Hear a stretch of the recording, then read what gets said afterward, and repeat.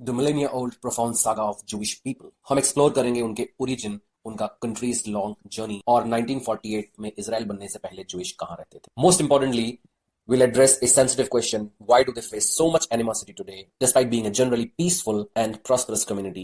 Let's unravel the complex narrative। तो इस extraordinary history की शुरुआत कहां से हुई?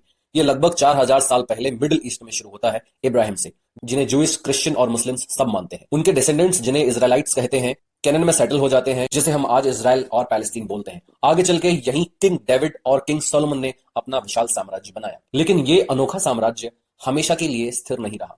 70 सीई में जूइश रोमन युद्ध के चलते रोमन एम्पायर ने जेरूसलम का सेकंड टेंपल ध्वस्त कर दिया, मार्किंग ए कैटाक्लिस्टिक टर्निंग पॉइंट। इस विनाशकारी कैटास्ट्रोफी ने जूइश को उनके ही देश से जबरदस्ती निकलने पर मजबूर कर दिया। एक ऐसा इवेंट जिसे डायस्पोरा के नाम से जाना जाता है। सोचकर देखिए, 2000 साल से भी ज्यादा तक जूइश कम्युनिटी पूरे दुनिया में बिखर गए, अपनी डिस्टिंक्ट आइडेंटिटी और प्रोफाउंड ट्रेडिशंस को जिंदा रखते हुए, लेकिन फिर भी खुद के देश के बिना रहे।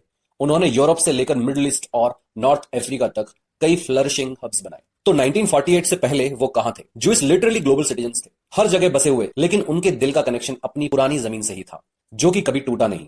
19th सेंचुरी के एंड तक जब यूरोप में एंटीसेमिटिज्म बहुत बढ़ रहा था और जूइश लोगों में अपनी आइडेंटिटी स्ट्रांग हो रही थी, तब एक मूवमेंट स्टार्ट होता है जिसे जायोनिज्म के नाम से जाना जाता है। इसका सीधा सा मोटिव था जूइश के लिए उनकी हिस्टोरिक होमलैंड पैलेस्टीन में एक इंडिपेंडेंट स्टेट बनाना। इस वजह से बहुत सारे जूइश पैलेस्टीन में आकर बसने लगे, जिसे वो अलियाह बोलते हैं। अब आते हैं उस बड़े सवाल पर, जूइश और मुस्लिम्स के बीच ये कॉन्फ्लिक्ट क्यों है? 1947 में यूनाइटेड नेशंस ने प्लान दिया कि ब्रिटिश कंट्रोल्ड पैलेस्टीन को डिवाइड कर देते हैं, एक जूइश स्टेट और एक अरब स्टेट में। Jewish leaders agreed but Arab leaders did not, क्योंकि वो अपने लिए पूरी जमीन चाहते थे। और जैसे ही 1948 में इसराइल बना, नेबरिंग अरब कंट्रीज ने इसराइल पर अटैक कर दिया। इस वॉर में इसराइल ने और टेरिटरी गेन की और बहुत सारे पैलेस्टाइनियंस को अपना घर छोड़ना पड़ा। और फाइनली ये टफ क्वेश्चन, इनके लिए इतनी हेट्रेड क्यों है? जूइश लोगों ने हिस्टोरिकली बहुत सफर किया, स्पेशली यूरोप में, जिसका सबसे बड़ा एग्जाम्पल हॉलोकॉस्ट। लेकिन एज आई सेड अर्लियर, ये कम्युनिटी बहुत स्मार्ट और सक्सेसफुल है। साइंस, आर्ट, टेक, हर फील्ड में इन्होंने वर्ल्ड चेंजिंग कंट्रीब्यूशंस दिए। Now let's talk about why there is a conflict between Israel and Muslim countries.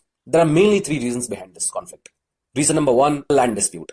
इसका मेन रीजन है पैलेस्टीन इशू। 1948 में जब इजराइल बना तो अरब कंट्रीज ने इजराइल पर अटैक किया और उल्टा अपनी ही जमीन हार गए, जिससे लाखों पैलेस्टीनियंस घर से बेघर हुए। और 1967 वॉर के बाद इजराइल ने वेस्ट बैंक, गाजा और ईस्ट जेरूसलम ऑक्यूपाई कर लिया। Reason number 2, Jerusalem and religious sentiments. दूसरा बड़ा पॉइंट है जेरूसलम। ये तीनों मेजर रिलीजन्स के लिए होली सिटी। ईस्ट जेरूसलम पर इजरायली कंट्रोल मुस्लिम्स के लिए एक बड़ा रिलीजियस मुद्दा है, स्पेशली अल अक्सा मॉस्क की वजह से। Many Muslim nations feel a strong solidarity with Palestine for this. Reason number 3, history, politics and perceptions. Past wars और ऑनगोइंग पॉलिटिक्स। अरब नेशंस ने कई बार इसराइल से जंग लड़ी है। हिस्टोरिकल ग्रीवेंसेस और रीजनल पॉलिटिक्स ने भी एनिमोसिटी को फ्यूल किया है। मीडिया और एजुकेशनल नैरेटिव्स ने भी पब्लिक ओपिनियंस को शेप किया है। I hope this brief overview helps you understand this complex issue better.